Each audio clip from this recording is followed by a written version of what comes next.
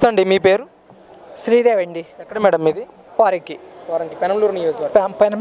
పెనంలూరు నియోజకవర్గంలో వైసీపీకి టీడీపీకి మధ్య పెద్ద ఎత్తున వాగ్వాదం జరుగుతుందని చాలా వార్తలు అయితే హల్చల్ అవుతా ఉన్నాయి. దీని మీద మీ అభిప్రాయం ఏంటి? అసలు ఏం జరుగుతుందంటే అసలు నిన్న టీడీపీ స్తూపం పగల కొట్టారండి.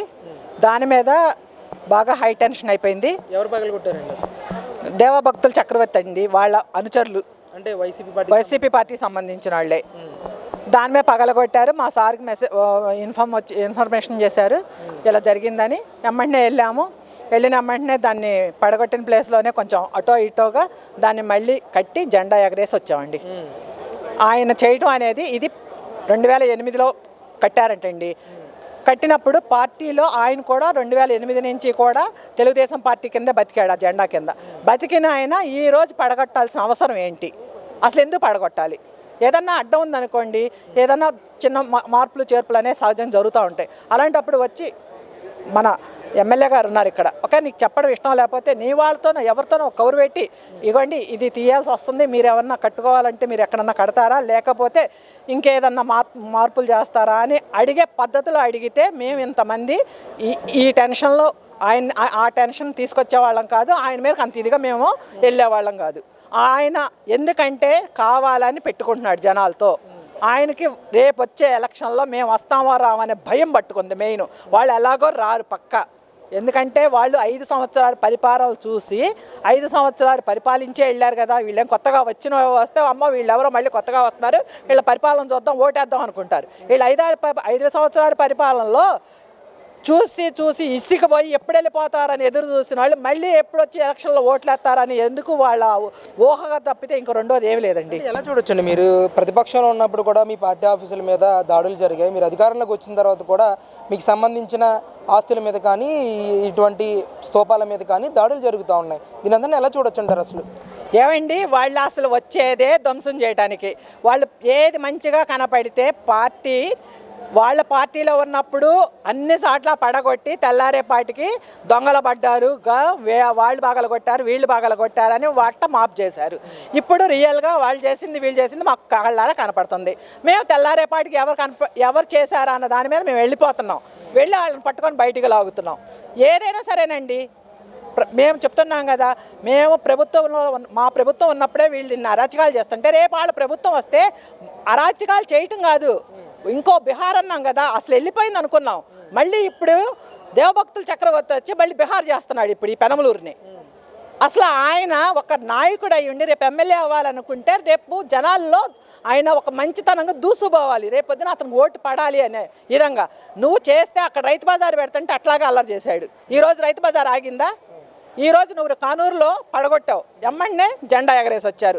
నువ్వు చేసి అక్కడ ఫెయిల్ అవుతున్నావు కానీ నీకేమన్నా మెడల్స్ వచ్చినాయా? ఏమీ లేవు కదా.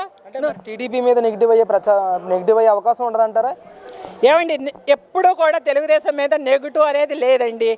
ఒకసారి చూద్దామని జగన్మోహన్ రెడ్డికి ఓటేశారండి, అంతవరకే. జగన్మోహన్ రెడ్డిని కల్లో ఆ సీఎం అవుతాడనేది మర్చిపోవటమేనండి. ఎందుకంటే అక్కడ 2029లో మేము గెలుస్తాము, 88 స్థానాలు దాటగానే ఇక్కడ కోత మొదలవుతుంది, రప్ప ఎవరికి మామూలుగా ఉండదని చెప్పేసి నాయకులు కూడా మాట్లాడుతున్నారు. సోషల్ మీడియాలో పెద్ద ఎత్తున పోస్టులు కూడా పెడతా ఉన్నారు. దీని మీద మీ అభిప్రాయం ఏంటి? అసలు ఏమండి, అల్గా జనాలు అలాగే మాట్లాడతారు. నిజంగా నాయకులైతే ఈ రప అనే మాటలు రావు, అసలు ఇలాంటి మాటలు రావు. జనాల్ని ఎలా ఆకట్టుకోవాలో, జనాల్లో ఎలా దూసుకుపోవాలి, పనులు చేయాలి. జనాల్ని ఈరోజు ఈ పని చేస్తే మనం వైసీపీకి ఓటేయాలి, రేపొద్దున ప్రభుత్వం మనకు మంచి ప్రభుత్వం వస్తుంది అనే ఆలోచన రావాలి.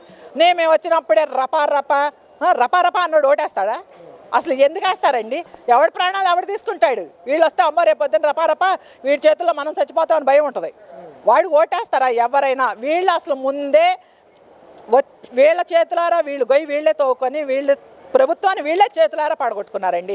అంటే మళ్ళీ గెలిచే అవకాశం ఉండదంటారా జగన్మోహన్ రెడ్డి? అలా జగన్మోహన్ రెడ్డి అనేవాడు రాడండి. జగన్మోహన్ రెడ్డి అసలు సీఎం అనేది మర్చిపోమని మేము ఎన్నోసార్లు చెప్తున్నాం. ఇప్పుడే కాదు, 29 కాదు, 39 వచ్చినా 49 వచ్చినా అసలు సీఎం అనేవాడికి అవడండి.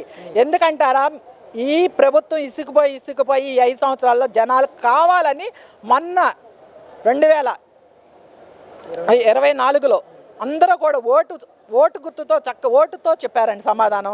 ఇప్పుడు కూడా రాబోయే తరం రేపు 29లో కూడా ఓటుతోనే సమాధానం చెప్తామండి. జగన్మోహన్ రెడ్డి గారేమో 2 ఏళ్ల పాలన చూసిన తర్వాత ప్రజల్లో వ్యతిరేకత వచ్చేసింది, విసిగిపోయారు. చంద్రబాబు నాయుడు చేసిన మోసాలకి చంద్రబాబు నాయుడు వెన్నుపోట్లు పొడిచాడు. వీళ్ళు ప్రజలందరూ కూడా ఇప్పటికే డిస్కషన్స్ పెట్టేసుకున్నారు, ప్రతి ఇంట్లోనూ జగన్ ఉంటే బాగుండేదని చెప్పేసి మాట్లాడుకున్నారని జగన్మోహన్ రెడ్డి చెప్తా ఉన్నాడు. ఏమండి జగన్మోహన్ రెడ్డి అలా చెప్పుకోకపోతే ఎలా చెప్పుకుంటాడండి? అమ్మా జగన్మోహన్ రెడ్డి గారు మీరు 5 సంవత్సరాలు ఉన్నప్పుడు ఎక్కడండి రోడ్లు వేసింది? రోడ్డు ముందుకెళ్తే గొయ్య, కొంచెం ముందుకెళ్తే గొయ్య, బండి వేసుకెళ్తే పడతం తప్పితే లెగటం అనేది ఉందా? మీరు 60 రోడ్లు వేసారంట, ఎక్కడ వేసారో మరి మాకు తెలియదండి. ఈ 60 రోడ్లు మరి మేము చూసిన ఇంతవరకు 5 సంవత్సరాల్లో బండి వేసుకెళ్తే మేము ఇంతవరకు రోడ్డు ఎక్కాలంటే కూడా బండి ఇంట్లో పెట్టి ఆటోలకో లేకపోతే ఎట్లా అంటే ఇంకో రకంగానో బస్సులకి వెళ్ళి అక్కడ దిగి నడిచెళ్ళటం వెళ్ళామండి. బళ్ళు చాలా తక్కువ తీసాం. ఇప్పుడు ప్రతి ఒక్క దగ్గర కూడా అభివృద్ధి జరుగుతున్నాయి, రోడ్ల అభివృద్ధి. ముందు మెయిన్ ఎక్కడన్నా ఏ ఏరియాలో చూడండి, ప్రతి నాయకుడిని అడగండి, 10 మందిలో 8 మంది ఈరోజు రోడ్లు అద్భుతంగా ఉన్నాయని చెప్తున్నారు. ఎందుకంటే ప్రతి నాయకుడు ప్రతి ఏరియాలో అలా కంకణం కట్టుకొని పనిచేస్తున్నారండి. మేము ఈరోజు మామూలు మోసం చేయొచ్చు, 10 మందిని మోసం చేయలేరు ఎవరినైనా. నాయకుడు పనిచేస్తున్నాడా లేదనేది. అయితే ఖచ్చితంగా మళ్ళీ గెలుస్తారండి అది కూటమి ప్రభుత్వం పక్కాగా గెలుస్తుందండి. ఎందుకంటే మాకు కావాల్సింది అభివృద్ధి మీదే మేము ఉన్నాము. మాకు కావాల్సింది అభివృద్ధి. రేపు రాబోయే పిల్లలకు తరం మాకు కావాలి. బాబు గారు కూడా అదే వేయం పెట్టుకున్నారు. ఈ రపాలు మాకు అనవసరం అండి. ఆ రపా అనేది వాళ్ళ దగ్గరే పెట్టుకోమానండి. రేపు రపా వస్తుందో కూటమి వస్తుందో అనేది చూద్దాం.